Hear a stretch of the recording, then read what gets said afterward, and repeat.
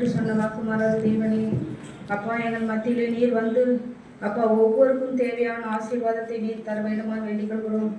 எங்கள் பாவங்களுக்காக எங்கள் அக்கிரமங்களுக்காக நீ சிறுவயலை அறிந்து அப்பா 3ஆம் நாளே யூதராஜ சிங்கமா நீ வீட்டிலிருந்து சிங்காசனத்தில் வீட்டிருக்கிறவரே நீர் எங்களுக்கு இறங்க வேண்டுமா வேண்டிக் கொள்கிறோம்.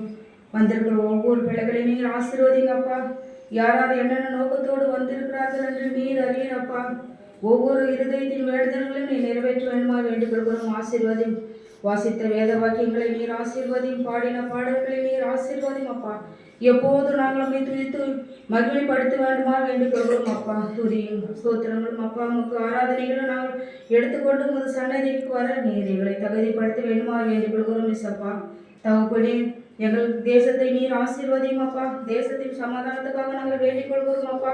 சமாதானத்தின் தேவன் தாமே சமாதானத்தை கொடுக்க நீங்கள் கட்டளையிடும். வியாதேசங்களுக்காக திக்கற்றவர்களுக்காக நாங்கள் வேண்டிக் கொள்கிறோம்.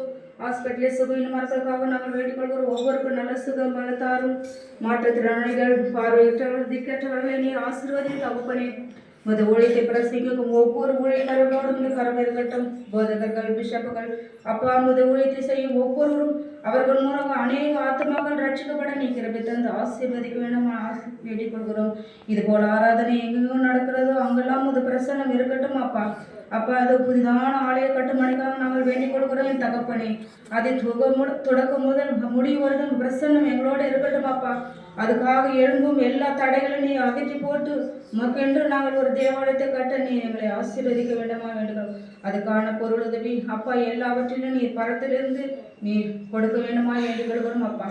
சபை பிள்ளைகளை ஆசீர்வதியும், வாலிப பிள்ளைகளை ஆசீர்வதியும், தாய்மார்கள் ஆசீர்வதியும், சபை ஊழியர்களை ஆசீர்வதியும் அப்பா. அநேக ஆண்டுகளாக இவர்கள் இன்னும் முது சத்தியத்தை பிரசங்கிக்க அவருக்கு வேண்டிய நல்ல சரீர சுகங்களை கொடுத்து நீ ஆசீர்வதியும் அப்பா.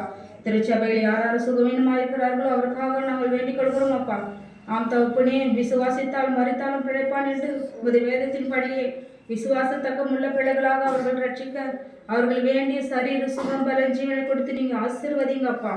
தகப்பனே, நாளிலே அப்பா யாரும் முழு மனதோடு ஆராதிக்கிறவர்களோ அவர்கள் எழுதலையாக நிறைவேற்ற வேண்டுமா. துதி கன மகிமை ஒருவருக்கே செலுத்துகிறோம். இயேசு கிறிஸ்து மூலமாக வேண்டுகிறோம் நல்ல பிதாவே. ஆமென்.